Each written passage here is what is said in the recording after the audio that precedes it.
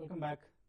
ప్రస్తుతం సెన్సెక్స్ 125 పాయింట్ల లాభంతో, నిఫ్టీ 40 పాయింట్ల లాభంతో ట్రేడ్ అవుతున్నాయి. చాలా స్ట్రాంగ్ గా కనిపిస్తోంది trend, except for few heavy weights like Reliance industries, Reliance infrastructure లాంటి కంపెనీస్ మినహాయిస్తే ప్రధానంగా banks, state bank of India 95 రూపాయల లాభంతో 2692 రూపీస్ దగ్గర ట్రేడ్ అవుతుంది. సో ఈ పరిస్థితిపై మనతో మాట్లాడేందుకు అనలిస్ట్ ప్రసాద్ గారు కూడా ఢిల్లీ నుంచి టెలిఫోన్ అనలిస్ట్ ఎదురుగా ఉన్నారు. ప్రసాద్ గారు, గుడ్ ఆఫ్టర్నూన్. గుడ్ ఆఫ్టర్నూన్ గారు. సో ఎలా కనిపిస్తుంది ట్రెండ్ మీకు ahead of RBI credit policy? I think slightly కొంచెం బులిష్ బాయస్ తో కనబడుతుంది.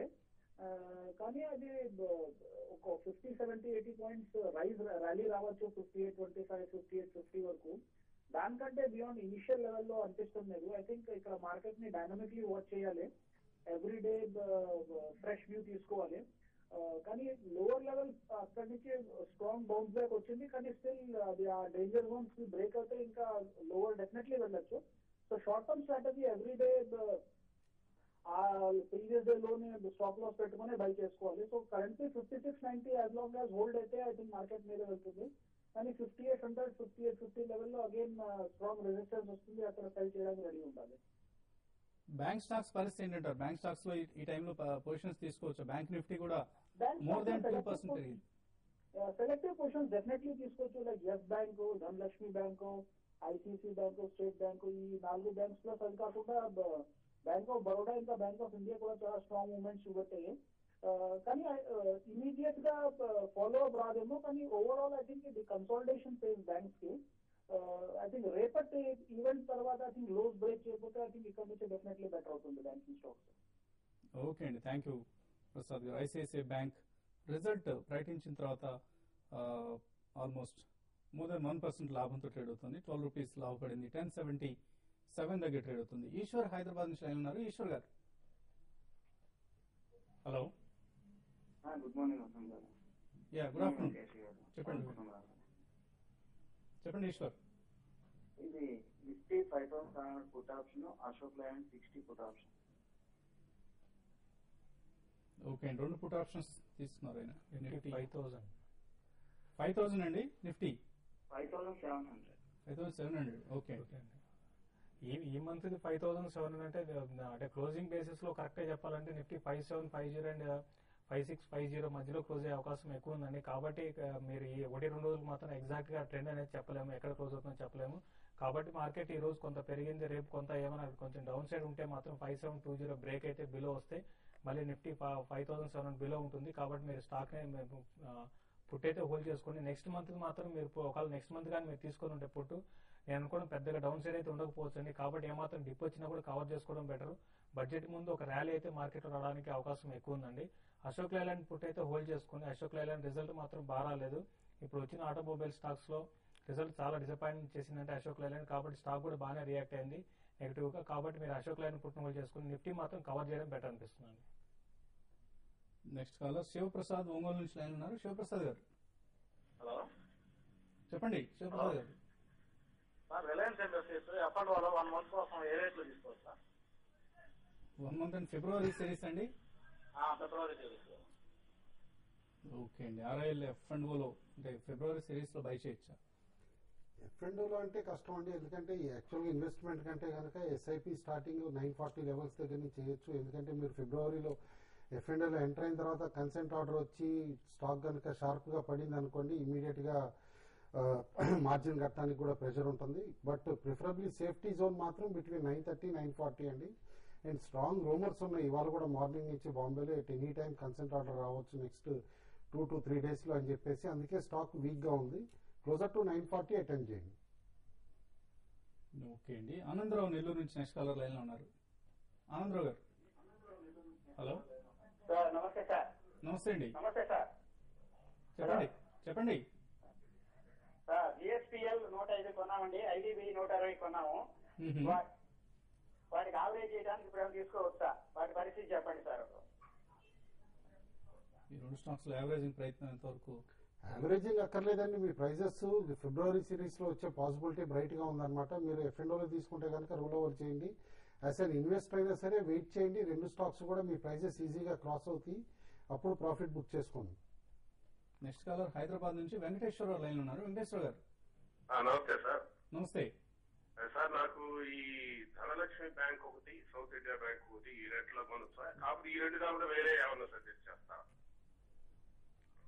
సౌత్ ఇండియా బ్యాంక్ అయితే మీరు కొనొచ్చు అండి. ఎందుకంటే బ్యాంకింగ్ లో చాలా వరకు డౌన్ సైడ్ అనేది చాలా బాగా అయిపోయిందని చెప్పొచ్చు. బాగా బేస్ అనేది ఫామ్ అయింది.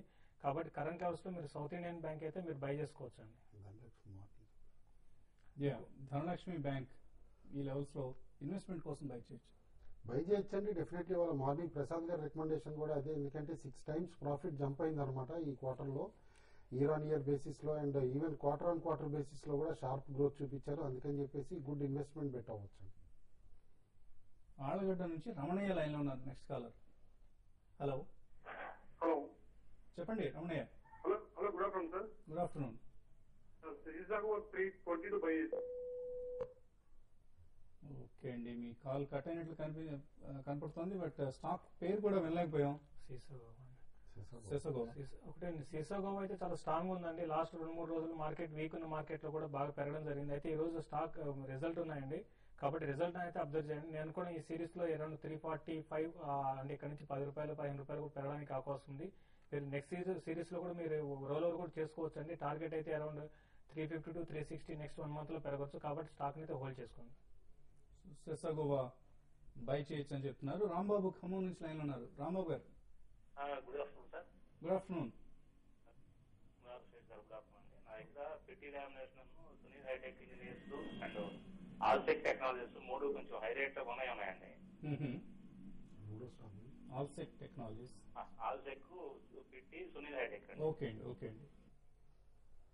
పిటి, సునీల్ హైటెక్ రెండు హోల్డ్ చేయండి. మంచి రిజల్ట్స్ వస్తున్నాయండి Q3 కూడా. ఎందుకంటే ఈ smaller capital goods companies and EPC projects చేసే కంపెనీస్ అనమాట. లైక్ సునీల్ హైటెక్ కూడా మంచి మార్జిన్స్ తోటి ఆపరేట్ చేయగలిగిన Q3లో అనమాట. బోత్ ద స్టాక్స్ హోల్డ్ చేయండి. పోస్ట్ రిజల్ట్స్ నేను అనుకుంటాం మైల్డ్ ర్యాలీ రావచ్చు. ఇన్ఫాక్ట్ పిటి ఇక్కడ ఆగటానికి కారణం కూడా ట్రేడ్ ఫర్ ట్రేడ్ లో ఉంది కాబట్టి స్టాక్. అదర్వైజ్ వన్స్ దాని నుంచి రాగానే కూడా యాక్టివిటీ పెరగచ్చు అని చెప్పేసి అని అనుకున్నా. ఆల్సెక్ మాత్రం ప్రిఫరబ్లీ ర్యాలీస్ లో ఎగ్జిట్ అవ్వండి.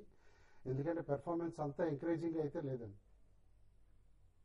భార్గవ హైదరాబాద్ నుంచి లైన్ ఉన్నారు. భార్గవ్ గారు హలో.